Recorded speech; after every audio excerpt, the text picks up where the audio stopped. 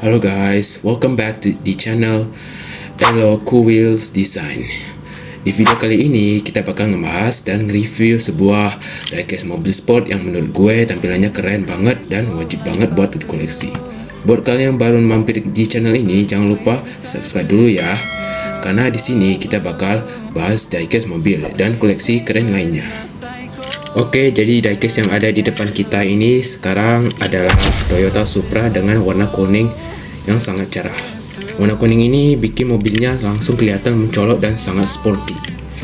Diecast ini menurut gue cocok banget buat dipajang di meja belajar, meja kerja, atau rak koleksi karena tampilannya eye-catching. Jadi kesan pertama pas gue lihat diecast ini, jujur aja langsung kelihatan agresif dan sporty. Proporsi bodinya cukup pas, gak kelihatan aneh atau terlalu gemuk. Walaupun ini versi mini, aura mobil sportnya masih dapat banget. Oke, sekarang kita bahas dari bagian depan mobil. Lampu depannya dibuat cukup detail, bentuknya tajam khas mobil sport modern. Bagian bumper depan dan grill juga kelihatan rapi, walaupun detailnya nggak sampai super halus, tapi masih wajar buat diecast di kelas ini. Oke, sekarang kita lanjut di bagian samping mobil. Garis bodi di samping ini menurut gue jadi salah satu daya tarik utama karena lekukannya kelihatan jelas. Velgnya pakai warna silver dan desainnya cukup realistis. Ban karet juga bikin kesan diecast ini lebih premium dibanding yang ban plastik. Dan sekarang ini adalah bagian yang paling ditunggu, yaitu bagian interior di dalam mobil ini. Kalau kita intip ke bagian interior, detailnya memang nggak terlalu ribet, tapi masih bisa dikenal. Jok, dashboard, dan setir masih kelihatan. Walaupun nggak terlalu tajam detailnya, menurut gue ini masih cukup oke buat diecast pajangan. Nah, kalau soal material, diecast ini terasa cukup solid di tangan. Kemungkinan besar bodinya berbahan metal, sementara beberapa bagian lain pakai plastik.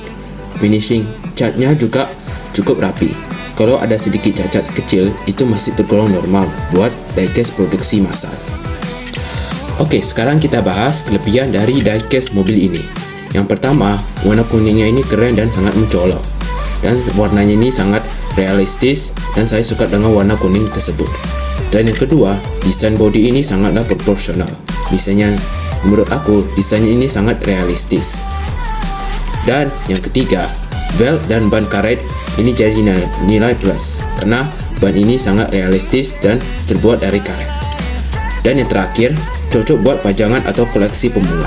Kalian bisa pajang mobil ini di meja pelajar, meja rak, atau meja koleksi. Dan sekarang kita akan membahas kekurangan dari mobil diecast ini.